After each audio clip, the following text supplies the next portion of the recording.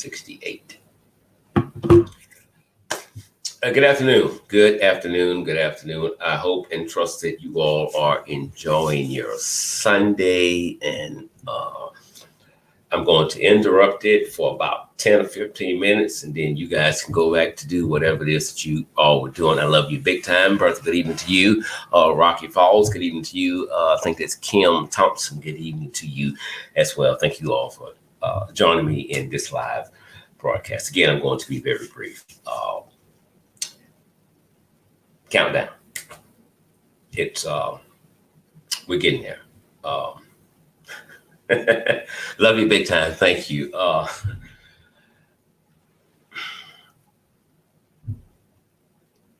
November the 3rd. If you have not already cast your ballot, I cannot tell you who to vote for. If you vote for Trump, then that's you. But everybody know I cast my vote for Biden and Harris. I didn't see another option. I just didn't see another option. Tracy Taylor, good evening to you. Welcome, welcome, welcome. So here's the thing. For the last couple of days, we've been somewhat quiet because we've been following, the election, the polls, voting senators, looking at what's going on and what's right and what's wrong. And let me say this to you. Today, our country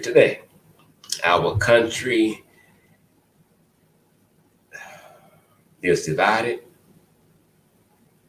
Our country is hurting. It is time for unity. It is time for the country to start healing. If Trump stays in office, there will be no unity. The country cannot heal.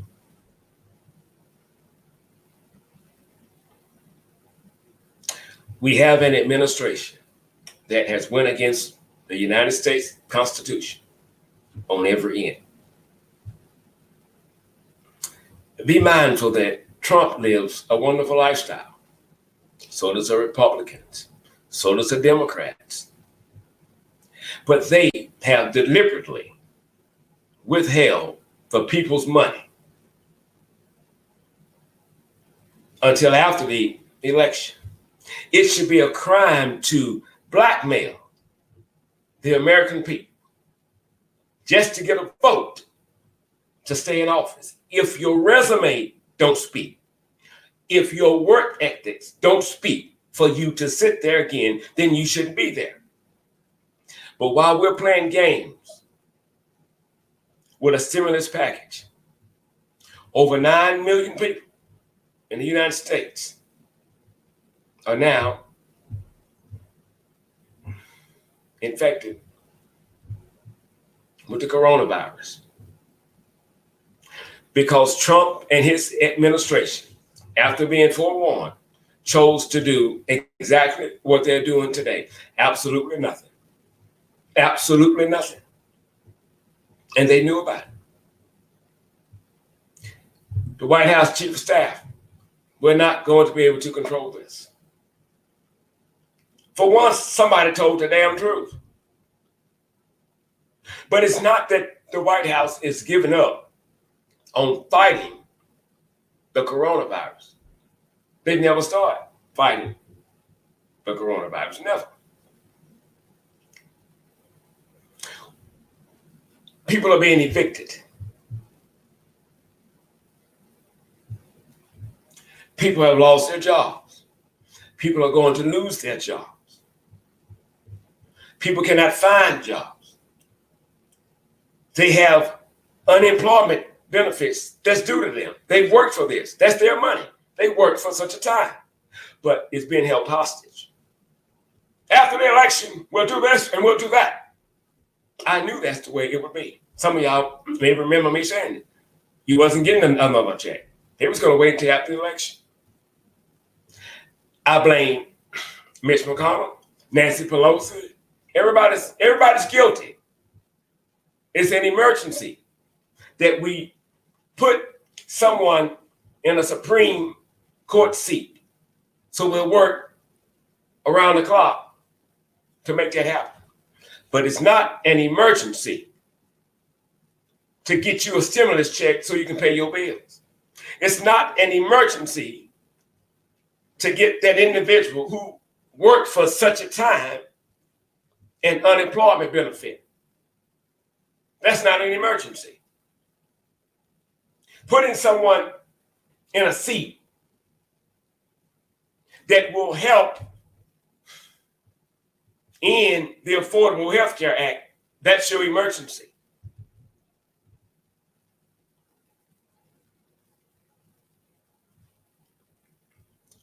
Veterans who fought for this country, they're not stupid and they're not losers. They fought for this country and they deserve our respect. All you hear, COVID, COVID, COVID, COVID. That's not a laughing matter. Nothing is funny about that. If Trump and his administration had been thinking COVID, COVID, COVID, maybe we wouldn't be in the shape that we're in right now. To go from city to city, from state to state, being upset with the media for giving coronavirus some attention, I think that's just super stupid. If Trump and his administration had did that, maybe we would be better off than we are right now. But they chose not to do that. They laughed at it. They laughed. They downplayed the seriousness of the coronavirus. At first it was a hoax, and now it's not as bad as they say it is. Trump Jr., the coronavirus deaths, they're nothing. That's nothing. That's really nothing. If one person dies, from the coronavirus, I can't see it being nothing. Tell that to the family that lost their loved one, didn't get a chance to speak with them or see them, didn't get a chance to give them a proper burial. Tell that to them. That is nothing. That is nothing. That is nothing. I don't care if you're ignorant. That's you. But when you step in the White House, the first order of business, I'm gonna get out of here. The first order of business for the President of the United States is to make sure the American people are safe. Surely nobody on this live feed right now can honestly say they feel safe in the United States. Racism is on the rise. White supremacist groups are on the rise. And when Trump makes fun of black people that are killed by white cops, that gives closet racists the courage to come out and attack us just the same. When you won't condemn white supremacists, when you won't condemn the Proud Boys, that speaks volume. And you know it, and you don't care. We got to get to healing. As he sits there with his state of mind and his flunkies, there'll be no healing. You haven't seen hell yet if he sits in that White House another 4 years.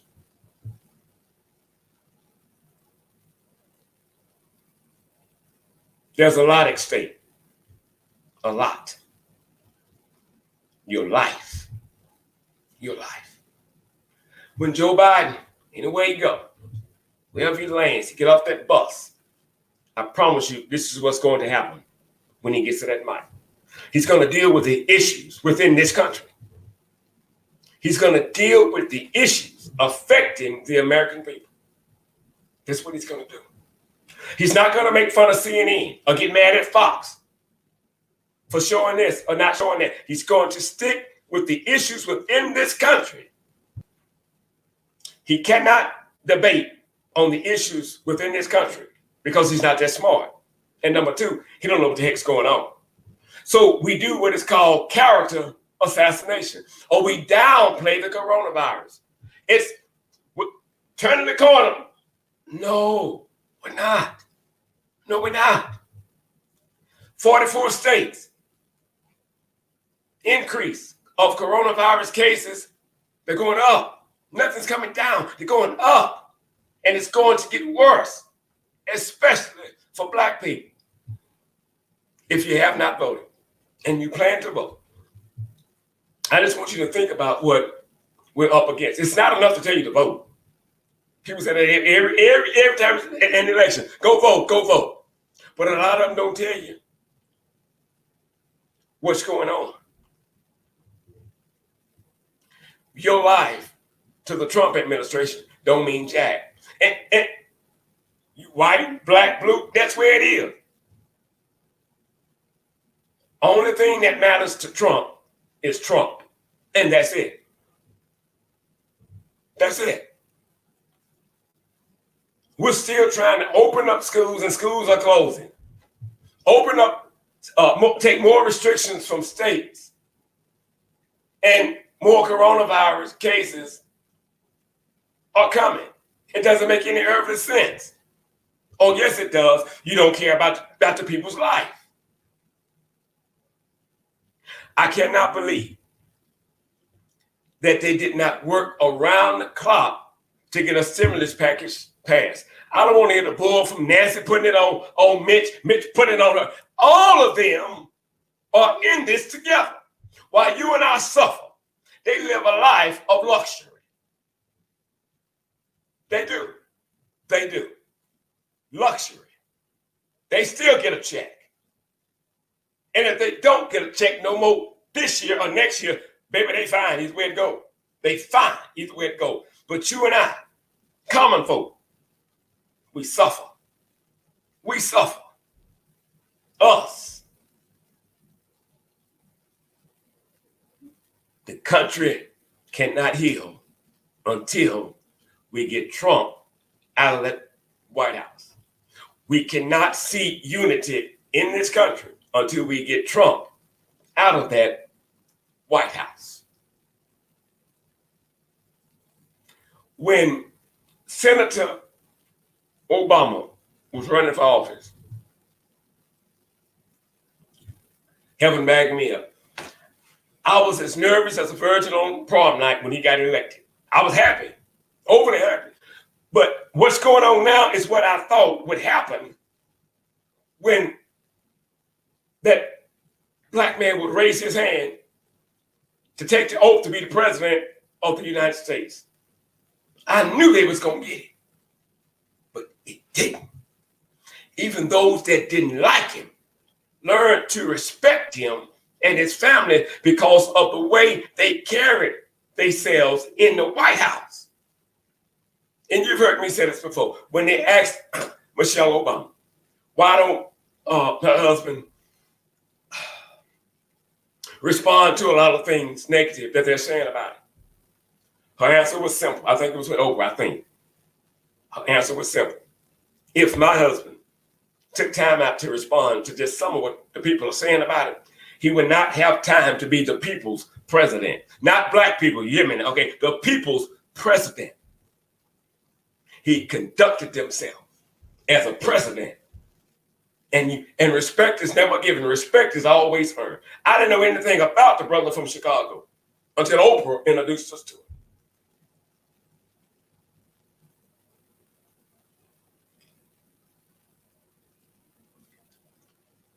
Eight years, no stain.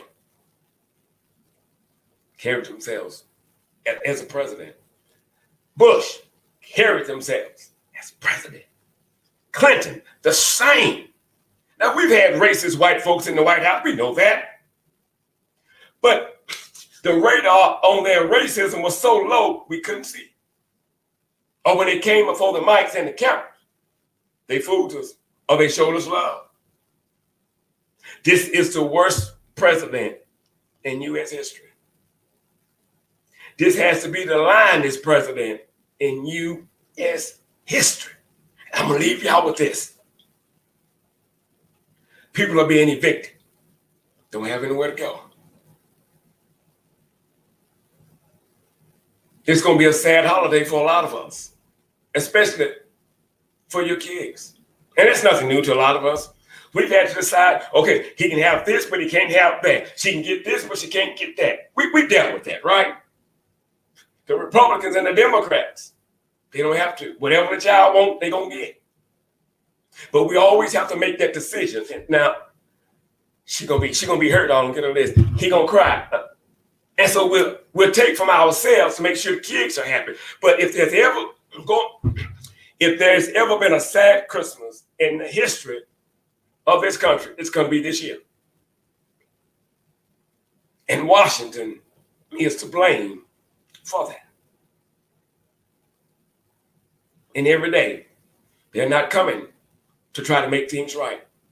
They're coming to make things better, worse for us, and that's it. This country is hurting, and we are divided. Everybody I interviewed, white and black, that said President Obama divided this country.